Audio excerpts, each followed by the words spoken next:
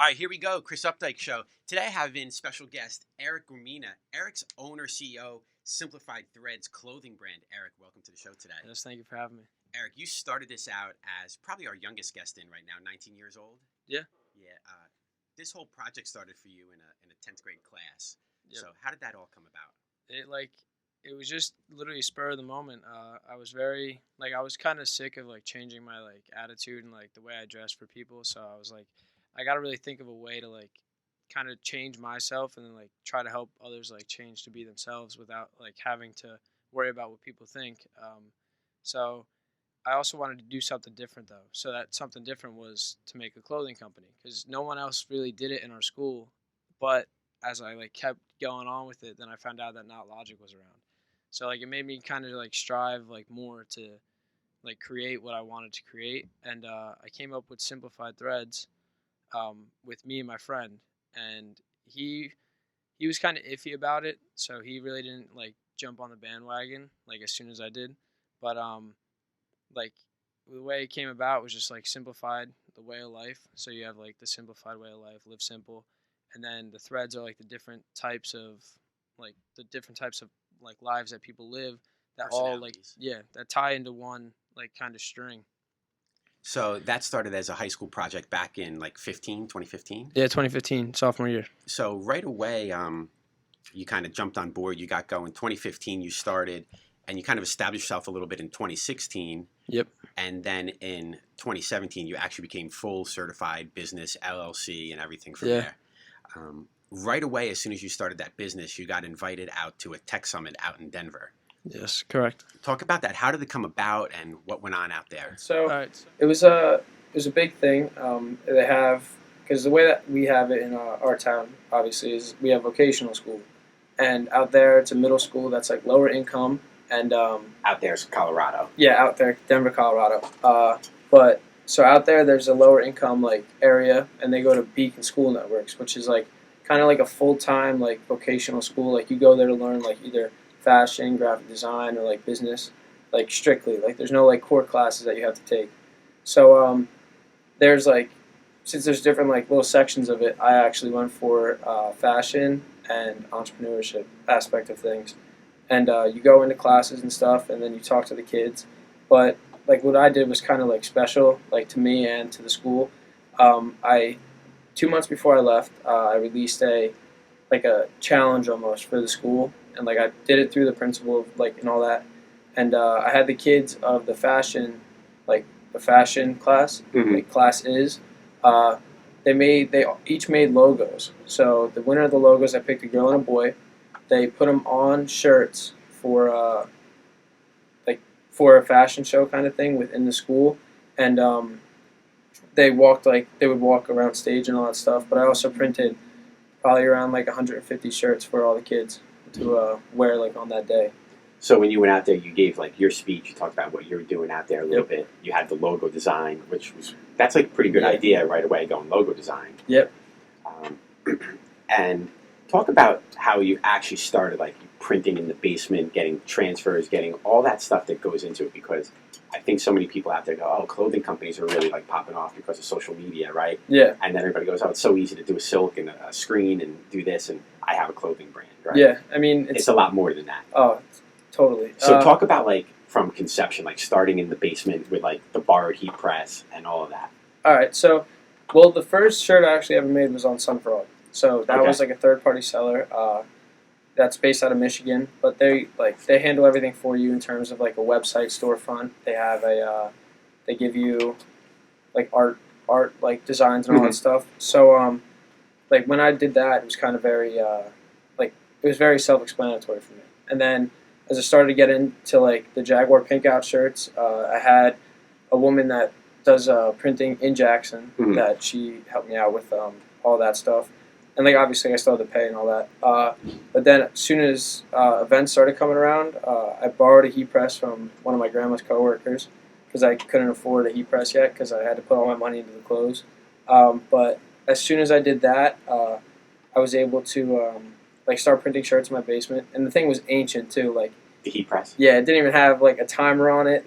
You manually had to press it down. You had to pry it off of it. So I sat in my basement for like 10 or 11 hours just printing shirts straight for our event, and then it came to where I am now. So starting in the beginning there, you kind of skipped a little bit. Starting in Oh, the sorry. beginning, that's fine. You kind of selling out of the trunk of your car. You kind of doing all that Yeah, stuff, yeah. doing some pop-up shops. Literally out of a duffel bag in school. Yeah. So talk So about like that. our first shirts, I only had gray, black, and white. The small logo, my original logo, it's like smoked and all that.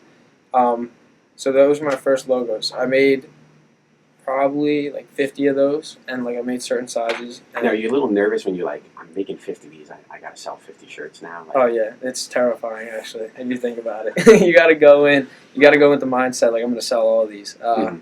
But they sold quickly, really quickly actually, and then like just the art of reinvesting really. Like I just took each dollar that I made from that, just put it right back in to make those Jaguar pink out shirts that I made, and then those were sold out of a duffel bag too. And I didn't make my website probably until like 2016, halfway through there. Now, the website piece, so many of the entrepreneur guys that I have on the show talk about how important that is to have a good web guy and how Yep. things get messed up on the back end and a little Of course. bit. So how did the website stuff come up for you? How did you find a guy? How did it work out? Are you still using the same guy from Yeah. 2016? Well, I am, but it's kind of like I'm a person that I'm a person that likes to learn like a lot of stuff like on my own. So therefore, like I watched multiple videos on like a simple storefront and like the Mhm. tips and tricks of everything. But when I first made it, my uncle he was actually helping me out with it, and then like he started like teaching me like each like little like tips and trick like to everything. As far as the money management piece or the back end of the website? Just kind of like the back end of the website really. You have because you want it to be like simple and like very like For the user. yeah simple and user friendly for them to navigate. Because the easier to navigate, the less time that they have to spend, and then the quicker they can make buy. a sale. So it was definitely like difficult in the beginning, but as like everything started to come together, started the website. Yeah. So websites together, you're throwing a lot of money back into all the Yes. money, right? Back into, Yes. bringing up the business. Talk about like challenges that started that you kind of knew were going to be a little bit difficult starting a clothing company, and Okay. then some of the challenges that kind of came up that were unexpected. You're like, oh wow, never even thought of that. Yeah, I mean well going into it automatically, I was very like I wouldn't say I wasn't confident in myself, but I was confident in myself. I wasn't used to it though. It was a new world that I was entering. Sure. And like people are always going to have something to say to you no matter what you're doing. Mhm. So I knew that was going to be a problem. Kind of people being jealous or like having to like say something smart to me. Like I knew that was going to be Yeah. ultimate. How did you handle that? I kind of just let it roll off my shoulder, and like then I just let it use that as motivation. Yeah, it's a So good thing. because actually I saw a quote the other day. You can't trip on something that's behind you. So therefore, That's I good. just put it in the past and I let it roll. Yeah. But then not only that, I kind of knew that it was going to be difficult trying to like push my brand because here I am in high school. I don't like it's closing to college time now, and then I was like kind of nervous, like schoolwork I got to deal with, friends, I got a job. Like, it was difficult, but I mean, I knew I was going to try to like work with it. Yeah. What were some of those things that came up that once you were like in the business piece? Because I know there's always those guys booing from the sidelines, right? Yeah. That aren't doing anything. It's very easy to boo from the sidelines. Yep. But when you get into like that business piece, what are some things that came up and you were like, wow, I never like ever thought something like that was going to happen? Like in terms of positive or negative? Both. All right, so like a couple of negative things. There's definitely time management. You have like I didn't expect this to like come about so fast, but time management was definitely a big key. At first I was terrible at it, and I kind of still am bad at it. But like that was the most difficult thing probably of my business, between like everything, and then especially starting college and like going through that. But then also some of the negatives would be like the way people look at you since I'm like so young in the business world. Like I was trying to go into stores at like 16, 17 years old. And it actually started in LBI with her, like at her beach house. I would walk around to like stores all down like the main strip and just hand them out stickers. Like these little circle stickers, you've probably seen them all over the school. I got those for free. I got a big bundle of them. They weren't even stickers, they were labels. But my grandmother, she got them for free because like she was like, I'm gonna do this for you, blah blah blah. So she handed them to me. She gifted them. So I like handed those out to every store. I was like, can I put this on your door? Can I put this on your door or your window? Blah blah blah. And they let them. Like they let me, but some didn't. And then after that, it came to when I went into pliables. It was like I had my shirts in there for probably about like a month or 2 months. And I went back there because I was contacting the manager of the store and all that stuff. She wasn't answering me. So I was like, okay. I was like, well, what's going on? I go in there, and sure enough, all my clothes are down. They're underneath the counter. They have Nutella all over them. And I'm like, all right. I'm like, well, that's nice. That's pretty user friendly. Yeah.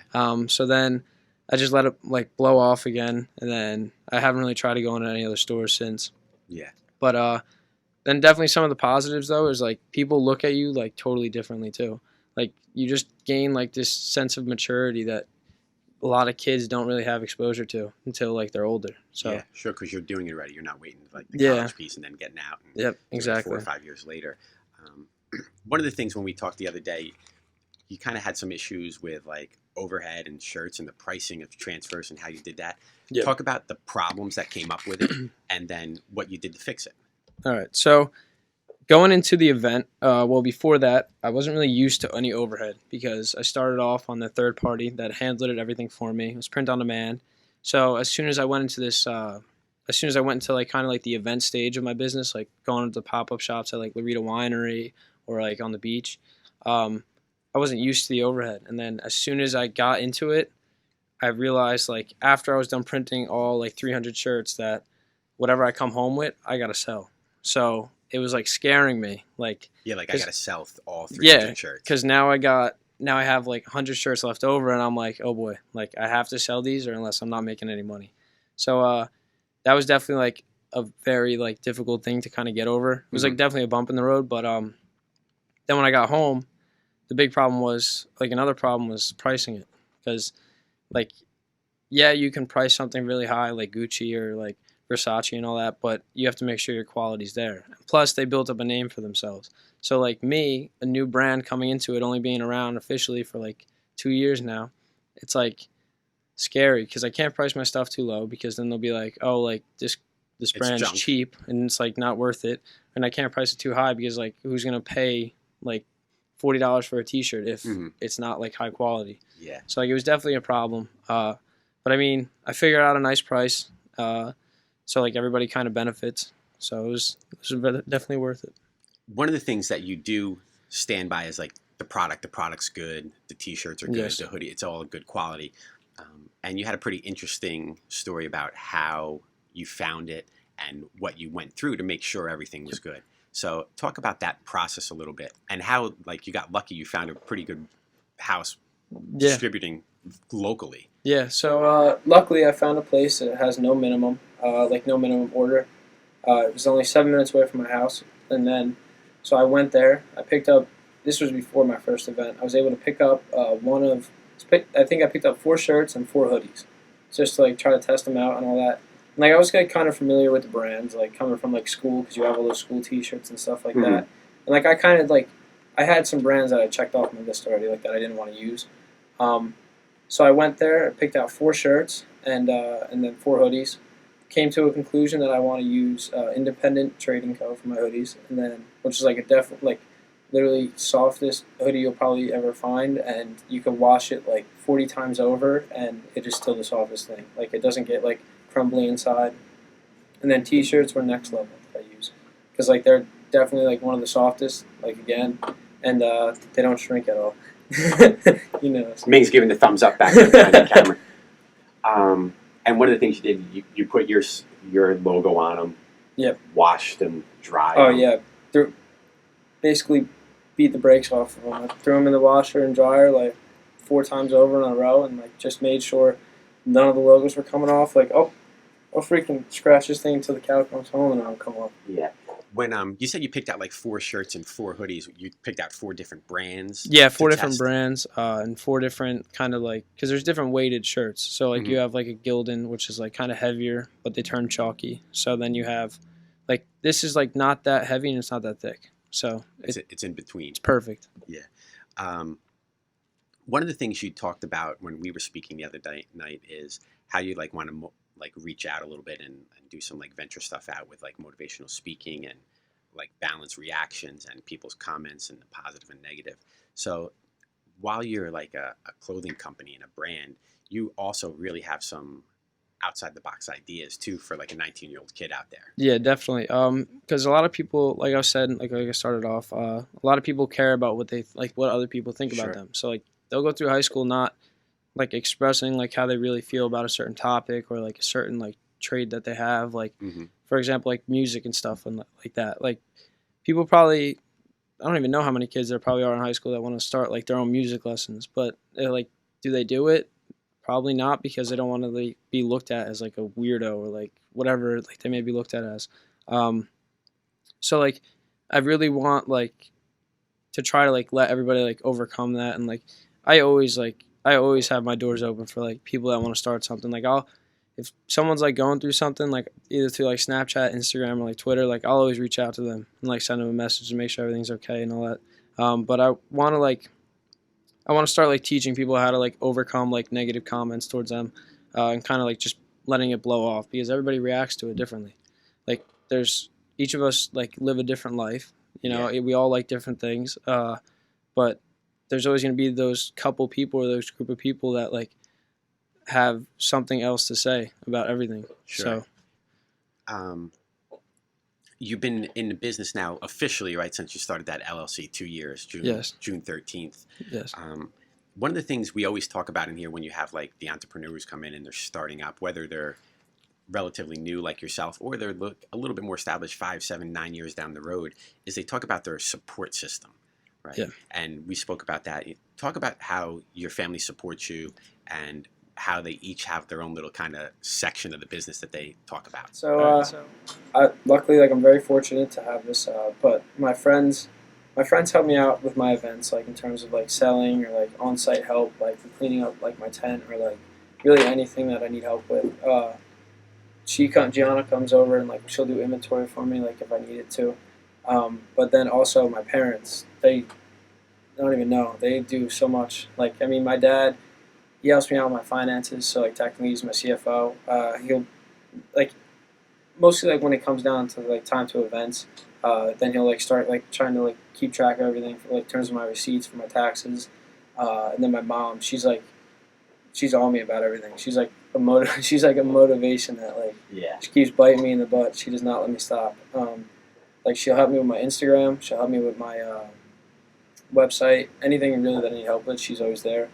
And then I didn't mention this actually, but my little brother, he played like a role for like a little bit, but then like he's really into school, so like it's kind of hard for him. But he was actually like my receptionist, like for my emails and stuff like that. But then he got bored of it. He's like, I don't want to do this anymore. What about Uncle? We talked a little bit about that. Uncle does the website. Oh yeah, well he started off doing the website. He helps me out now, like in terms of like custom coding. But like for majority of the time, I'll be the one on there, like switching the pictures. I'll be making sure everything is like good and like straightforward with people. But majority of the time, it's basically me. And I think basically so many people too, when they like start a business, they don't realize like it's like the old cartoon, like now pitching Bugs Bunny, now catching Bugs Bunny, now playing first base Bugs Bunny. And it really is that for like you new guys out there in those startups, like you're doing everything. A lot of those guys, they're like, oh, well, I just started the company, so I need somebody to answer the phones. I need somebody to run my social. You do all of that stuff. Yeah, my mom's always, she's always saying, learn how to work with the resources that you have before you like branch out and like do something else. Like, because it basically goes along the lines of don't fix it if it ain't broke. Like, I mean, I'm doing fine right now. Like, if I blow up somehow, some way, like, then it will be a problem, because then I'll be like, kind of like in my chair, like shivering. Because I mean, I only work out of my room and my basement. Like, I got an office upstairs and then my like workshop downstairs. So it's like it's little now, but hopefully it'll be big one day. Yeah, everybody starts out little. Like nobody starts in the big warehouse, 10,000 square feet. No, everybody starts in their basement or their garage. You got anything else you wanted to say today before we get out of here? Nothing off the top of my head, to be honest with you. Probably, like, to the viewers, like, just go out and do what you want to do, really. Like, don't sit back and wait for it to be handed to you. Like, if you're going to do it, go do it. Don't, like, if someone has something to say about it, use it as motivation. Let it push you. Yeah.